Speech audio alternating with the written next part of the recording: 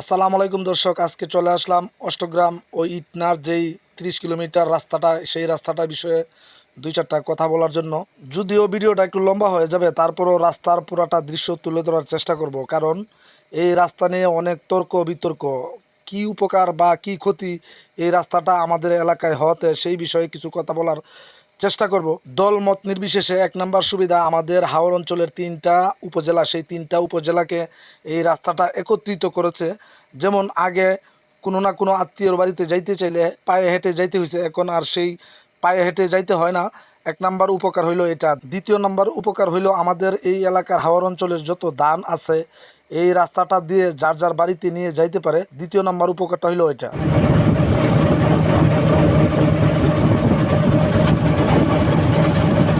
3য় নম্বর উপকারটা যেটা হলো, সেটা আমাদের এলাকার কেউ যদি আগে মারা যাইতো, কোনো মুরব্বী বা কারো মা বাবা, তার সন্তানাদি যদি দেশ ছেড়ে বিদেশে থাকতো, ঢাকায় অথবা সিলেট কেউ যদি থাকতো, ওনাকে খবর দিলেও, খবর পাইলেও কিন্তু সে আইসা ওই মা বাবার জানাজা দিতে পারে নাই, কারণ আস্তে আস্তে 2 দিন লেগে যেত। কিন্তু এই রাস্তাটা হওয়ার পর থেকে এখন আর এই সমস্যাটা হয় না, কারণ যদি কেউ আত্মীয় স্বজন মারা যায়, কারণ এখনকার যুগটা হয়েছে মোবাইলের যুগ, মোবাইলে ফোন করে বলে দিলেই দিনে দিনে চলে আসে, অথবা রাত্রে রাত্রে চলে আসে, আসার পরে সেই সন্তানে মা বাবার জানাজাটা দিতে পারে। এরপরে আরও সুবিধা হইল, আমাদের দেশের অনেক প্রবাসী আছে বাটি এলাকায়, ওনারা ফ্লাইটের 3 দিন আগেই বাড়ি ছেড়ে চলে যাইতে হয়েছে, ছেলে মেয়ে বউ বাচ্চা মা বাবা রেখে। কিন্তু এখন আর 3 দিন আগে যাইতে হয় না, বড় জোর 5 থেকে 6 ঘন্টা হাতে নিয়ে গেলেই ফ্লাইট পায় সুন্দরভাবে।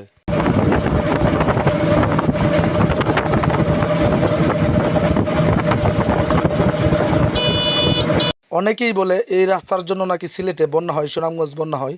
আসলে যারা এই কথাটা বলে, তাদের প্রতি আমার একটাই কথা, আপনারা ভালো করে জেনে শুনে বুঝে বলবেন, কারণ আমাদের এই বাঁধের গোড়ায় এখনও আপনারা দেখতে পারতেছেন পানি আসে নাই, কিন্তু সিলেটের দিক দিয়ে বন্যা হয়ে গেছে। হয়তো বা আপনারা জানেন না, কিন্তু আমরা জানি, কারণ আমি প্রায় 17 থেকে 18 বছর ধরে সিলেট ব্যবসা করি। অথবা সিলেট বন্যা হওয়ার কারণ কি সেটাও আমরা জানি। সিলেট বন্যা হওয়ার কারণ সিলেট নিজেই। এর জন্য আমাদের এই বাঁধের কোনো সূত্রপাত নেই, কারণ সিলেটের যেই নদীগুলো, এই নদীগুলো ভরাট হয়ে গেছে, অথবা সিলেটের মাঝখান দিয়ে যেই নদীগুলি আসছে, এই নদীগুলির উপর বড় বড় করে বিল্ডিং তুলে ওনারা ব্যবসা করতেছে। আরও একটা কথা বলে রাখি, এই রাস্তাটা যে এবছর কতটুকু উপকারে আসছে এই বৈশাখ মাসের জন্য, অথবা কৃষিকাজের জন্য, ধান শুকানোর জন্য, সেই বিষয়টা একমাত্র বাদশালা লোক যারা, তারাই বুঝতে পারবে। কারণ তাদের বাড়ির সামনের যেই খোলাগুলি, যেইখানে ধান শুকাবে, সেই জায়গাটা অনেক নিচু, ওইখানে বৃষ্টির পানি তলিয়ে গেছে। সেই বৃষ্টির পানির জন্য ওনাদের ধানগুলি ওনাদের বিশ্রায় খোলায় শুকাইতে পারতেছে না।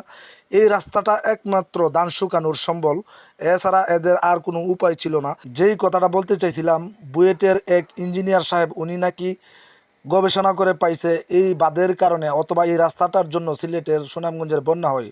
আপনার উদ্দেশ্যে একটা কথা বলি, আপনি যে এত বড় ইঞ্জিনিয়ার সাহেব, কিন্তু আপনার তো এই বাটি এলাকার সম্পর্কে আপনার কোনো ধারণা নাই, অথবা সিলেটের সম্পর্কে আপনার কোনো ধারণা নাই। কেন বললাম ধারণা নাই?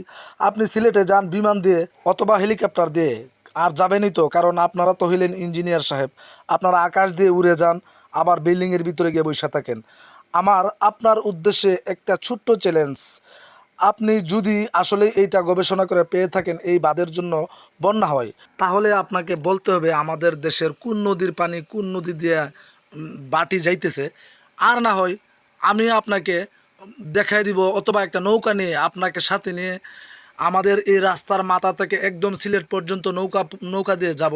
আপনাকে আমি দেখাই দিব কোথাকার পানি কোন নদী দিয়ে বাটি যাইতেছে, অথবা কোথায় পানিটা আটকায়া ওই সিলেটে সুনামগঞ্জে বন্যাটা হইতেছে।